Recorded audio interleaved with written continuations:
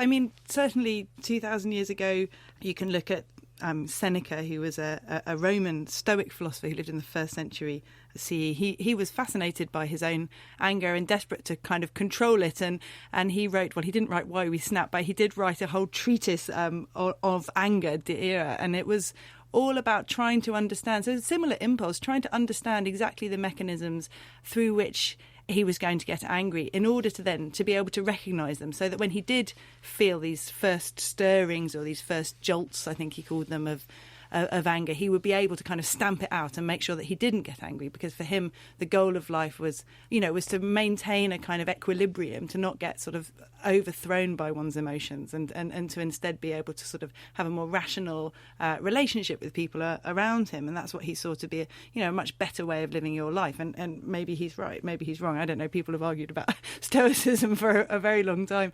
So in some ways it's a familiar impulse, but of course the language of neuroscience is a 20th and 21st century language, and it is a language that, as a historian, I'm inclined to question, because it does seem to kind of leave out, or obscure rather, the role that culture and cultural meaning play in what an emotion is and how we experience it. So that's why I was interested in asking you what you think an emotion is, and it sounded to me like, the examples you were giving, hunger and thirst, that sort of sensations and this very visceral sense. And I don't dispute that at all. And of course, you're right that emotions have this aspect, but they also have something else. I mean, they also have very long histories, a lot of meaning to them. So I don't know, for example, there's an emotion which is, I'd say, a sort of anger. It's described by the Ilongot, who are a headhunting tribe who live in the Philippines, and this is called liget. And this is a sort of anger which they understand to be very, very productive and very, very valuable. So it definitely causes outbursts, and it definitely causes squabbles and fights and violence. But it also is a thing which drives them to go out hunting. It drives them to, cultivate their fields. It drives them to do better than their next door neighbour. And so they really value this emotion of liget, and it's held in very, very high esteem. And in fact, they say, if we didn't have liget, we just wouldn't do anything at all. Now, I think it must be very different if you live in that culture and you say you have an outburst of liget. You probably feel your liget quite differently from, say, if I was sitting in this, sitting on the tube on the way here to the studio, and I just got enraged because someone trod on my foot or something, then I would feel ashamed and embarrassed and apologetic and, worried that, I'd be chucked off the tube or something. Whereas amongst that group of people, feeling liget would be something to be proud of. So I think that the meanings that we attach to our emotions also, on some level, must affect how we experience them. And as a historian, you see these values and meanings change dramatically. So it's not just changing across different geographical locations, they're also changing across time. They're changing in relation to how we think about our spiritual values, how we think about our economies, how we think about gender, age, class. All of those things are going to affect the kind of quality of the sensation that we experience. Chip, let's talk now about anger management and the people you and your fellow psychologists see in their clinical practices, people whose anger is out of control. From a clinician's point of view, is there an accepted boundary between normal and pathological anger? That's actually a complicated question. We don't have currently an anger diagnosis, and so psychology and psychiatry have really ignored anger. In fact, my colleagues and I have sort of called it the forgotten emotion. And so there's not complete agreement about even what an anger problem looks like, and that depends a little bit about the kinds of clients you see and the settings that you work in. So an anger problem in an elementary school looks different than it does maybe in a day reporting center for justice-involved individuals. But the treatment landscape, I think, is a little bit hard to understand, and there's not one right way that people can take steps to better manage their anger. And so I like to kind of tell a story to get people sort of understanding some of the things they might do that could be beneficial here. And so I ask folks to imagine that maybe we've made contact with some type of alien race that's friendly. And they are kind of curious about us, and they have a sort of different emotional system than we do. And they're very curious about anger because they've noticed that in human beings, anger is part of the fabric of life, and it's something that creates passion, but it's also something that is destructive for individuals and cultures and societies. And so your job might be to teach these aliens how to be angry. What would the guidebook look like? What are the rules for becoming an angry person? And there's probably about 12 to 15 rules. I'll just read like 2 or 3. And so If you want to be a really angry person, confront every injustice. Get in the habit of just not letting anything go, whether it's big or small. We're all grinning here at that. Okay. Go on. Harbor grudges for long periods of time. Never forgive anyone who has done something that you didn't like or harmed or wronged you. That would be rule number 2. Rule number 3.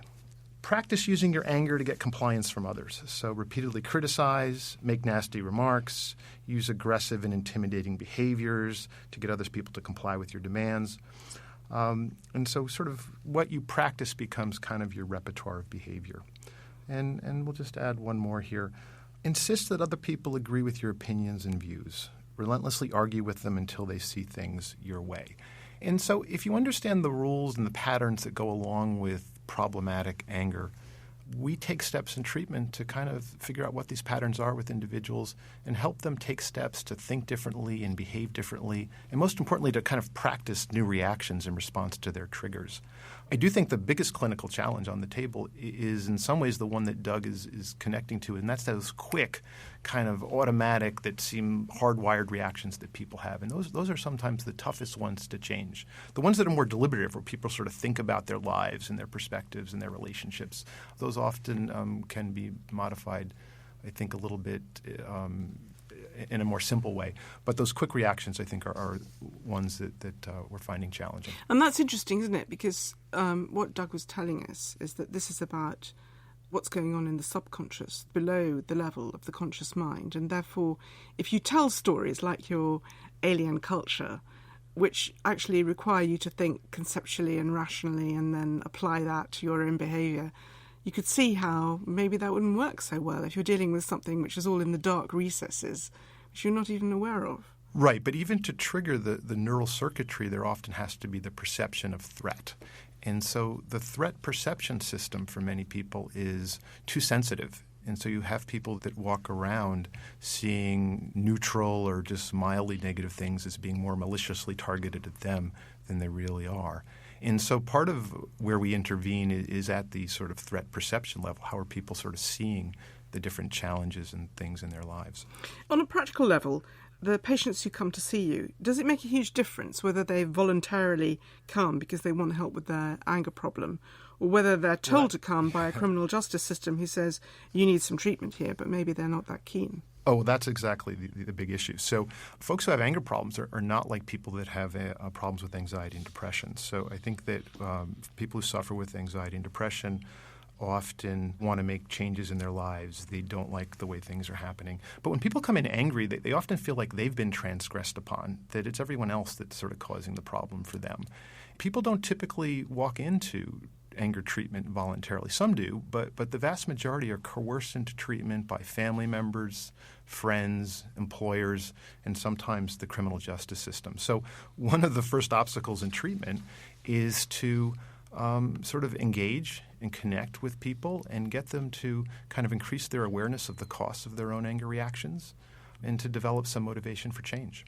So the difference between those who come voluntarily and those who don't is you just have to work a bit more on the ones who don't to get them past stage 1. Is that it? Oh, it's a big difference. We've done a couple of studies where we placed ads in newspapers for people that have problems with anger, and we would then sort of proceed with the treatment. And the treatment usually goes quite well. People improve, usually within 12 to 15 sessions. They do quite well. And there's many studies in the literature that suggest this. But you take that same treatment and you bring it to your local day reporting center for criminal justice clients, and you try to implement the same 15 sessions. It doesn't go very well because the people in that group haven't decided that anger is a problem yet.